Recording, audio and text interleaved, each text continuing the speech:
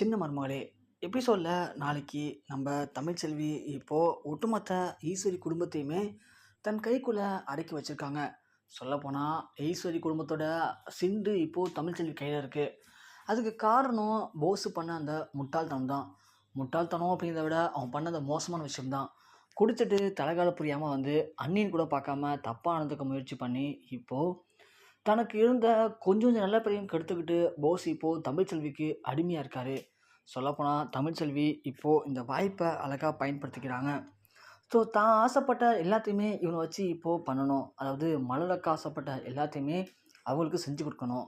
அதோட சேதுவோடைய நல்ல பேர் கெட்டு போனதுக்கு காரணமே ஈஸ்வரி தான். ஏன்னா தமிழ்ச்செல்வி டாக்டர் படிக்கிறாங்க, அதுக்கு படிக்க வைக்கிறது நம்ம சேது தான் அப்படின்னு சொல்லி ராஜாங்க மாமாட்ட போய் போட்டு கொடுத்து சேதுவோடைய நல்ல பேரை கெடுக்க வச்சாங்க. இதனால் சேதுவும் ராஜாங்கமும் பேசிக்கிறது இல்லைன்னு தெரிஞ்ச தமிழ்ச்செல்வி இதனால் இவங்கள வச்சு அந்த விஷயத்துக்கு ஒரு முடிவு கட்டுவோன்னு சொல்லி பிளான் பண்ணி சேதுக்கு தேவையான விஷயம் எல்லாத்தையுமே போஸை வச்சு பண்ணணும்னு முடிவு பண்ணி அவங்களுடைய விருப்பத்துக்கு போஸை ஒரு படகு காயாக வச்சு ஆட்டி படைக்கிறாங்க. இதெல்லாம் தாங்கிக்கவே முடியல போஸால். ஆனால் வெளியிலையும் சொல்ல முடியல. ஏன்னா எல்லாருமே திட்டுறாங்க. சொல்லப்போனால் அப்போத்தான் இதுக்கப்புறம் இந்த மாதிரி விஷயம் நடந்துச்சு அப்படின்னா கண்டிப்பாக உனக்கு நானே போய் வெஸ்ட்டை வாங்கிட்டு வந்து ஒரு சாப்பாடில் கலந்து கொடுத்து உனக்கு கொண்டு வாண்டா படுபாவி நாயின்னு சொல்லி ரொம்ப ரொம்ப கேவலமாக திட்டுறாங்க. ஈஸ்வரி ஒரு பக்கம் நீ பண்ண அந்த கேவலமான விஷயத்தால் தாண்டா இன்றைக்கி நாம் அவன் முன்னாடி ஒரு வேலைக்காரி முன்னாடி போய் நாம் தலை குனிஞ்சு நிற்கிறோம்டா அப்படின்னு சொல்லி அவங்களும் அவங்க பங்குக்கு நம்ம போஸை போட்டு கடுமையாக திட்டுறாங்க. ஏற்கனவே தமிழ்ச்செல்வி மேலே கடும் கோபத்தில் இருந்தார் போஸ். காரணம் என்ன அப்படின்னா மலர்கிட்ட அவர் தப்பாக நடந்துக்கிட்ட விஷயங்கள் எல்லாத்தையுமே தமிழ்ச்செல்வி தான் கண்டுபிடிச்சி மலரை நம்ம போஸுக்கு திரும்ப பண்ணி வச்சாங்க. இதனால் ஈஸ்வரி அடிக்கடி சொல்கிறது கோடீஸ்வரன் ஆகக்கூடிய வாய்ப்பு உனக்கு இருந்தும் நீ பண்ண அந்த கேவலமான விஷயத்தால் தான்டா இன்றைக்கி இப்படி இருக்க. அப்படி இருந்தாலும் நாங்கள் எவ்வளோ கண்டுபிடிச்சி தாமரை வச்சு சேதுவை ராஜாங்கத்திலேருந்து பிரித்தோம். ஆனால் பிரித்து என்ன பலன் இருக்குது? பிரித்து ஒன்று அந்த இடத்துக்கு கொண்டு வரத்துக்கு நான் கஷ்டப்பட்டேன். ஆனால் எல்லாம் கைக்கூடி வர நேரத்தில் நீ போய் கோர்ட்டு சரக்குக்கு ஆசைப்பட்டு அதை குடிச்சிட்டு வந்து என்ன பண்ணுறோம் ஏது பண்ணுறோன்னு தெரியாமல் போய் அந்த வேலைக்காரி தமிழ்ச்செல்வி தப்பானதுக்கு போய் இன்றைக்கி இப்படி போய் சீரழிஞ்சு போய் நிற்கிறடா நாயே அப்படிங்கிற மாதிரிலாம் ஈஸ்வரியும் கடுமையாக திட்டுறாங்க. சேது மீண்டும் இப்போது எலெக்ஷன் வேலையெல்லாம் தான் பாட்டுக்கு இழுத்து போட்டு செய்கிறாரு. அதை பார்த்த ராஜாங்கம் என்னதான் போஸை போய் நம்ம பொறுப்பாக இருக்குன்னு சொல்லி சொல்லி வளர்த்தாலும் சேதுவை பாரு தான் அப்பா அண்ணன் உடனே எவ்வளோ பொறுப்பாக வேலை செய்கிறான் அப்படிங்கிற மாதிரி எல்லாருமே சொல்கிறாங்க. அதுவும் சன்னியாசி கிடைக்கிற வாய்ப்பெல்லாம் பயன்படுத்திக்கிறாரு. பாருங்கண்ணே நம்ம சேதுவை போஸு எப்போதுமே பொறுப்பு இல்லாதவனே. ஆனால் சேதுவை பாருங்கள் எதையுமே நம்ம சொல்லலை, ஆனால் எதை என்ன பண்ணணுங்கிறத கரெக்டாக பண்ணிகிட்டு இருக்கான் பாருங்கண்ணா அப்படின்னு சொல்லி கொஞ்சம் கொஞ்சமாக சன்னியாசி சொல்கிறத கேட்டு ராஜாங்கத்துக்கு சேது மேலே மீண்டும் பாசம் வருது. ஸோ இப்போது போஸ் வந்து ராஜாங்கத்தால் சுத்தமாக தூக்கி எறியப்படுறாரு. அதுவும் குறிப்பாக போஸை பார்த்தாலே ராஜாங்கம் என்னமோ வெளினா பார்க்குற மாதிரி போகிறாங்க. ஈஸ்வரியும் இப்போ போஸுனால் மதிக்கிறதே கிடையாது. இப்படி தன்னுடைய ஒட்டுமொத்த மரியாதையும் போனதுக்கு காரணம் தமிழ்ச்செல்வி. அது மட்டும் இல்லாமல் இப்போது போஸ் வந்து பார்த்தோம்னா மலர் கூட அவங்க பின்னாடியே சுற்றுற நிலைமைக்கு தள்ளப்படுறாரு. அதுவும் கட்டாயத்தினால. இப்படிலாம் கொந்தளிச்சு போன போஸுக்கு சுத்தமாக இனிமேல் மரியாதை இருக்க போகுது வீட்டில் அப்படின்னு முடிவு பண்ணி ஸோ இனிமேல் நமக்கு மரியாதை இருந்தாருன்னா இல்லைன்னு சொல்லிட்டு அந்த விரக்தியில் போய் ஃபுல்லாக குடிக்கிறாரு. குடிச்சிட்டு நம்ம போஸு சேதுகிட்ட போய் பேசுகிறாரு. சேது இப்போ குடிக்காமல் இருக்கார். காரணம் என்ன அப்படின்னா தான் அப்பா தான் குடிச்சிட்டு தான் இப்படிலாம் பண்ணுறேன்னு சொல்லி தான் தன்ட்ட பேச மாட்டாரு. நான் வந்து தமிழ்ச்செல்வி மேலே இருக்க காதல்னால தன் அப்பாவுடைய பேச்சுக்கு மரியாதை கொடுக்குறேன்னு சொல்லி அப்பா ரொம்ப கோவப்படுறாரு. அதனால் இந்த எலெக்ஷன் முடிவு வரைக்கும் நம்ம குடிக்காமல் இருந்து தான் அப்பாவுக்கு தேவையான விஷயங்களை கூட இருந்து பார்த்து கொடுத்தோம் அப்படின்னா கண்டிப்பாக தன் அப்பா தன்னை புரிஞ்சு பார்த்து சேர்த்து குடிக்காமல் இருக்காரு. இந்த இடத்துல போஸ் போய் குடிச்சிட்டு சேதுக்கிட்ட பயங்கரமாக பேசுகிறாரு. ஆனால் சேது சொல்கிற விஷயம் என்னங்கிறது, போஸு ஏன்டா அப்படி குடிக்கிற உடம்புக்கு எடுத்துக்கிறேன், அமைதியாக வீட்டு போய் தூங்குப்போ, எனக்கு எலெக்ஷன் வேலை இருக்குது, இருந்தாலும் காலையில் பேசிக்கலான்னு சொல்லி அவரை அமுச்சிடுறாங்க. ஏன்னா போஸ் பிளான் பண்ணி போகிறது என்ன அப்படின்னா இந்த தமிழ்ச்செல்வியை பற்றி 1க்கு 2 சேதுகிட்ட சொல்லி தமிழ்ச்செல்வியை இந்த வீட்டை விட்டு துரத்திடலான்னு சொல்லி தான் போனார். ஆனால் சேது பேசுகிற நிலமையில் அவர் எலெக்ஷனுக்காக கிளம்பிட்டார். இப்போது போஸ்க்கு தோணுது சேது வீட்டில் இல்லை. அது மட்டும் இல்லாமல் ராஜாங்க அப்பாவும் வெளில போயிட்டாங்க, நம்ம அப்பாவும் வெளில போயிட்டாங்க. இந்த வாய்ப்பை பயன்படுத்தி நாம் போயிட்டு அந்த தமிழ்ச்செல்விட்ட ஏதாவது பிரச்சனை பண்ணலாம், அவளை எப்படியாவது பழி வாங்கியே தரணும். அதுவும் குறிப்பாக வயிற்றுல அந்த கருவை அது கலைச்சிடணும். இன்றைக்கி நாம் கொடுக்க போகிற டார்ச்சரில் அவள் வீட்டில் இருக்கிற யார்கிட்டையுமே சொல்லாமல் இன்றைக்கி ஒன்று வீட்டை விட்டு ஓடணும், இல்லைனா நமக்கு அவள் கண்டிப்பாக அடி பண்ணிடணும் அப்படிங்கிற மாதிரி இந்த இடத்துல போஸ் யோசிக்கிறாரு. ஆனால் இதில் தப்பாக போச்சு அப்படின்னா கண்டிப்பாக இந்த பிரச்சனை பெருசாகிடும். அதனால் கொஞ்சம் லேட்டாக போவோம், எல்லோரும் தூங்கட்டும். அன்னைக்கு எல்லாருமே தூங்கலை, அதுக்குள்ளே நம்ம போயிட்டோம். அதனால தான் தமிழ்செல்வி திடீர்னு கத்தி எல்லாரையும் கூப்பிட்டுட்டா. அவளும் கொஞ்சம் தூங்கட்டும், தூங்க விட்டு நாம் போய் இன்றைக்கி அவளை ஏதாவது ஒன்று பண்ணி அவளை நம்ம கண்ட்ரோலில் கொண்டு வந்துடுவோம். அப்போ தான் நாம் நிம்மதியாக இருக்க முடியும். இழந்த கொஞ்சம் கொஞ்சம் மரியாதை நமக்கு திரும்ப கிடைக்கும். இல்லை அப்படின்னா இவளால் நம்மளுடைய ஒட்டுமொத்த மரியாதையுமே போயிடும் அப்படிங்கிற மாதிரி அந்த இடத்துல போஸ் யோசிக்கிறாரு. அதே மாதிரி கொஞ்சம் நேரம் குடிச்சிட்டு நல்லா ஃபுல் போதையில் எல்லோரும் தூங்க விட்டு அங்கே போகிறாரு. தமிழ்செல்வியும் சாப்பிட்டு தூங்கிடுறாங்க. இங்கே போஸு போனவுடனே தமிழ்செல்வி கிட்ட போய் இன்னும் பார்க்குறாரு வைக்க. தமிழ்செல்வியை பார்த்துட்டு தமிழ்செல்வி படுத்திருக்காங்க. தமிழ்செல்வியை அப்படியே நாம் ஏதாவது பண்ணிவிடுவோம், அப்போ தான் இவ நம்ம வழிக்கு வருவா அப்படின்னு சொல்லி தமிழ்செல்விக்கிட்ட தப்பாக நடந்துக்க முயற்சி பண்ண போஸ் கிட்டக்க போகிறாரு. தமிழ்செல்வி டக்குன்னு முழிச்சு பார்த்துட்டு கத்த ட்ரை பண்ணுறாங்க. போஸ் உடனே தமிழ்செல்வி வாயை மூடிட்டு அவங்கக்கிட்ட தப்பாக நடந்துக்க முயற்சி பண்ணுறாரு. அப்போன்னு பார்த்து தமிழ்செல்வியில் கத்த முடியல. என்னடா பண்ண போகிறாங்க, யாருமே வரப்போகிறது இல்லை அப்படின்னு நினைக்கும் போது தான் திடீர்னு கடவுள் போல் நம்ம சேதுவும் கருப்பும் வேலையெல்லாம் முடிச்சுட்டு வண்டியில் வராங்க. வண்டி நேராக தமிழ்செல்வியுடைய பக்கம்தான் வருது. ஏன்னா அங்கே தான் கார் பார்க்கிங் இருக்குது. அங்கே வரும்போது லைட் வெளிச்சத்தில் போஸை பார்த்துறாரு சேது. போஸ் தமிழ்செல்வியை வாயை புத்திக்கிட்டு கையெல்லாம் பிடிச்சி இருக்கிறத பார்த்துறாரு. வண்டி சத்தத்தை கேட்டவுடனே போஸு டக்குன்னு விட்டுட்டு அப்படியே ஒன்றும் பண்ண முடியாமல் நிற்கிறாரு. தமிழ்செல்வி ஏஞ்சி உடனே போஸை பலார் அறையிறாங்க.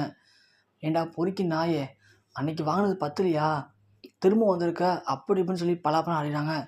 அதை பார்த்த கருப்பும் சேதுக்கும் பயங்கரமாக கோவம் வருது. கருப்பு உடனே சொல்கிறாரு, மாப்பிள்ளை என்ன மாப்பிள்ளை பண்ணுறான் அந்த போஸ் பைய தமிழ்செல்விகிட்ட, ஐயோ தப்பானதுக்கு முயற்சி பண்ணுறான் போலையா அவன் அப்படின்னு சொல்ல சேது டக்குன்னு வண்டியை போட்டு ஓடுறாரு. ஓடி போய் போஸை பிடிச்சி பலான்னு ஒரு அரைஞ்சு தள்ளி விட்றாரு. தள்ளி விட்டோடனே தமிழ்செல்வி அழுவ ஆரம்பிச்சிடறாங்க. சேது ஒன்று, என்னாச்சு தமிழ், என்னாச்சு உனக்கு அப்படின்னு கேட்க, அவன்கிட்ட ஒரு மாதிரி நடந்துக்க வந்துட்டாங்க அப்படின்னு சொல்லவும் சேது வேறு எதுவுமே பேசலை. நேராக போய் போஸை தூக்கி பலார் அறையாரு. சத்தம் கேட்டு அங்கேருந்து பழையபடி ஈஸ்வரி, அப்பத்தா, மோகனான்னு சொல்லி எல்லோரும் ஓடி வராங்க. என்னாச்சா சேது, ஏன்டா அவனை அப்படி அடிக்கிறேன்னு சொல்கிறாங்க. தமிழ்செல்வி அப்படியே நிற்கிறாங்க.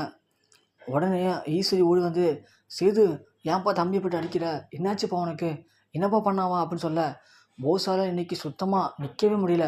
மலரும் வந்துடுறாங்க. தம்பி ஏன் அடிக்கிறீங்க அவரை, என்ன பண்ணார் அவர் அப்படின்னு கேட்குறாங்க.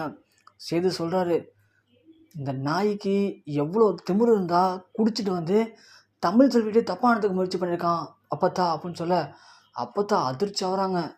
ஏண்டா பொறுக்கி நாயை, அன்னைக்கு பண்ணது இல்லாமல் திரும்பவும் அதே மாதிரி பண்ணுறான்னு கேட்க சேது செம்மையாக ஷாக்காகிறாரு. என்ன அப்பத்தா சொல்கிறீங்க அப்படின்னு கேட்க, அது இல்லைடா பேராண்டின்னு சொல்ல, அப்பதா என்ன சொல்கிறீங்க, என்ன நடந்துச்சு இதுக்கு முன்னாடி சொல்லுங்கள் அப்பத்தா அப்படின்னு சொல்ல, இல்லை பேராண்டி அது இந்த பொறுக்கி நாய் அப்படின்னு இழுக்க சேது ஒன்று திரும்பி தமிழ்செல்வியை பார்க்குறாரு. தமிழ்செல்வி என்ன ஆச்சு இதுக்கு முன்னாடி அப்படின்னு கேட்க தமிழ் ஒன்று அழுதுகிட்டு, இல்லைங்க, ஒரு வாரத்துக்கு முன்னாடி நீங்கள் அப்போது குடிச்சிட்டு போதையில் இருந்தீங்க. அன்றைக்கி இதே மாதிரி தான் குடிச்சிட்டு என்கிட்ட தப்பானதுக்கு முயற்சி பண்ணான். அப்போயே அப்பத்தா, ஈஸ்வரி அத்தை, மோகனாத்தெல்லாம் கண்டிச்சாங்க. திரும்பவும் இன்றைக்கி நான் தூங்க விட்டு என்கிட்ட தப்பானதுக்கு முயற்சி பண்ணுறாரு அவர் அப்படின்னு சொல்ல, இது ஏன் இத்தனை நாள் என்கிட்ட மறைச்சிங்க, அப்பத்தை தான் சொல்ல வேணான்னு சொல்லிட்டாங்க அப்படின்னு சொல்ல நேராக செய்து அப்பத்தா பார்க்குறாரு. என்ன அப்பத்தா, எதுக்காக என்கிட்ட மறைச்சிங்க, இந்த நாயெல்லாம் இனிமேல் இந்த வீட்டில் இருக்கணுமா, இவனுக்கு உயிரோடு இருக்கக்கூடாது அப்படின்னு சொல்லி எட்டி உதச்சி திரும்ப தூக்கி பல்லார் அரைஞ்சி சட்டையெல்லாம் பிடிச்சி கிழிக்கிறார் சேது. கிழிச்சு இவனை விடவே மாட்டான் அப்படின்னு சொல்லி ஓடி போய் அவருடைய பைக்கை சைடில் வச்சுருந்த அருவாலை உருவிக்கிட்டு ஓடி வர்றாரு. உடனே கருப்பு, தமிழ்செல்வி, அப்புறம் அவங்க அப்பத்தா, மோகனா, மலர்னு சொல்லி எல்லாருமே ஆளுக்கு ஒரு பக்கம் பிடிக்கிறாங்க. மலர் சேதுடைய காலை பிடிச்சி கெஞ்சுறாங்க. தம்பி விட்டுருங்க தம்பி, அவர் தெரியாமல் பண்ணிட்டார் தம்பி, இனிமேல் நடக்காது தம்பின்னு சொல்லி கெஞ்சுறாங்க. ஒரு பக்கம் ஈஸ்வரியும் சேதுடைய இன்னொரு காலை பிடிச்சி கெஞ்சுறாங்க. மன்னிச்சு விட்டு சேது, அவன் தெரியாமல் பண்ணிட்டான், அவன் தெளிவாக இருந்தால் இப்போ நடந்திருக்காது சேது அவன் குடிச்சிருக்கான், இந்த நாயை ஊற்றி கொடுத்து அவனை இப்படி குடிக்க வச்சு போதையில் பண்ண வச்சுட்டாங்க, மன்னிச்சு விட்டு செதுன்னு அழுகுறான் கலந்துக்கிட்டு. சேதுவால் கண்ட்ரோல் பண்ண முடியல, எல்லாரையும் போட்டு தள்ளி விட்டு வெட்ட போகிறாரு. தமிழ்ச்செல்வி வந்து குறுக்க நிற்கிறாங்க. வேணாம் விட்டுருங்க அவரை அப்படின்னு சொல்லி. என்ன தமிழ்ச்செல்வி சொல்கிற, உங்ககிட்ட அவன் இதோட 2 வாட்டி தப்பானதுக்கு முயற்சி பண்ணியிருக்கான், அவன் உயிரோட இருக்கணும் அதுக்கப்புறம் அப்படிங்கிற மாதிரி சேது சொல்கிறாரு. தமிழ்ச்செல்வி சொல்கிறாங்க அப்போ தான், ஏங்க இப்போ மட்டும் கொந்தளிச்சு பேசுகிறீங்க, இப்போது இங்கே நேரில் நீங்கள் பார்த்தனால தான் எனக்கு சப்போர்ட் பண்ணுறீங்க. ஆனால் இது நேரில் நடக்காமல் நீங்கள் பார்க்காம இருந்து நான் வந்து உங்கள்கிட்ட சொல்லியிருந்தேன்னா கண்டிப்பாக நீங்கள் இதை பண்ணியிருப்பீங்களா? பண்ணியிருக்க மாட்டீங்க. ஏன்னா நான் பொய் சொல்கிறவன் தான் நினைக்கிறீங்க என்னைய. இது வரைக்குமே நான் எந்த விஷயத்துலையும் பொய் சொல்லலைங்க. ஆனால் என்னை புரிஞ்சுக்காம எனக்கு இவ்வளோ பெரிய தண்டனை கொடுத்தீங்க. அந்த தண்டனைக்கு கண்டிப்பாக இதெல்லாம் நடக்காமல் இருக்குமா? அதுதான் பொண்டாட்டியை வெறுத்து ஒதுக்கிட்டதுனால அவளாம் வந்து தப்பானதுக்கு முயற்சி பண்ணிட்டாங்க அப்படின்னு சொல்லவும் சேதுக்கு மூஞ்சி வச்ச மாதிரி இருக்குது. ஸோ தமிழ்ச்செல்வி சொல்கிற மாதிரி நம்ம தமிழ்ச்செல்வி சரியாக புரிஞ்சுக்கலையோ, நாமளே வெறுத்து ஒதுக்கிட்டா இப்படி தான் நடக்கும் அப்படிங்கிறத சேது புரிஞ்சுக்கிறாரு. அப்பா வரட்டும், இது அப்பாட்ட சொல்லி இன்னைக்கு இதோட அவனை முடிவு கட்டுறானு அப்படின்னு சொல்ல தமிழ்ச்செல்வி ஒன்று, வேணாங்க விட்டுருங்க, நீங்கள் புரிஞ்சுக்கிறதுக்கே உங்களுக்கு இன்னும் சரியில்லை, உங்கள் அப்பா எப்படி புரிஞ்சுப்பார்? ஒருவேளை உங்கள் அப்பா நான் தான் அவர்கிட்ட தப்பாக நடந்துக்க முயற்சி பண்ணணும்னு நினச்சா நடப்பார், வேணாம் இந்த பிரச்சனையோட விட்டுருங்கன்னு சொல்லி தமிழ்ச்செல்வி சொல்கிறாங்க. சேது சொல்கிறாரு, இல்லை தமிழ், நான் பண்ணது தான் தவறு, என்ன இருந்தாலும் நீ என் பொண்டாட்டி, நீ சொல்கிறது உண்மைன்னு நான் நம்பியிருக்கணும், ஆனால் நான் உன்னை நம்பாதது தான் நான் பண்ண தப்பு, அதனால தான் இந்த பொறுக்கி நாயெலாம் வந்து உன்கிட்ட கேட்க ஆள் இல்லைன்னு தவறானதுக்கு முயற்சி பண்ணியிருக்கான். இனிமேல் நான் உன்னை விட்டு கொடுக்க போகிறது கிடையாது, இனிமேல் நீ இங்கே இருக்கக்கூடாது, வீட்டுக்குள்ளே போகலாம் வான்னு சொல்லி கூப்பிட்றாங்க. அதுக்கு தமிழ் சொல்கிறாங்க, வேணாங்க, மாமாவுக்கு தெரிஞ்சால் தேவையில்ல பிரச்சனையாகும், ஏற்கனவே என்னால் நீங்களும் மாமாவும் பேசிக்காமல் இருக்கீங்க, இனிமேலும் என்னால் உங்களுக்குள்ள இந்த பிரச்சனை வேணாம், மாமாவா நான் எந்த தப்பும் பண்ணலைன்னு சொல்லி புரிஞ்சுக்கிட்டு என்றைக்கு இந்த வீட்டுக்குள்ளே கூப்பிட்றாரோ அன்றைக்கி வந்துக்கிறாங்க அப்படின்னு சொல்ல சேது சொல்கிறாரு, அப்போல்லாம் இருக்க முடியாது தமிழ், அப்பாவுக்கு நான் பேசி புரிய வச்சுக்கிறேன், என்னாலே புரிஞ்சிக்க முடியலங்கும் போது அப்பா எப்படி புரிஞ்சுப்பார்? உன்னுடைய நல்ல மனசு எனக்கு தான் புரியாமல் போயிடுச்சு, நீ வந்து என் கூட இரு, யார் இன்னைக்கு கேட்டாலும் நான் பார்த்துக்கிறேன்னு சொல்கிறாங்க. தமிழருக்கு எதுவும் பேசாமல் நிற்க அப்பத்தா மோகனா எல்லாருமே சொல்கிறாங்க. என்ன தமிழ் என்ன யோசிக்கிற?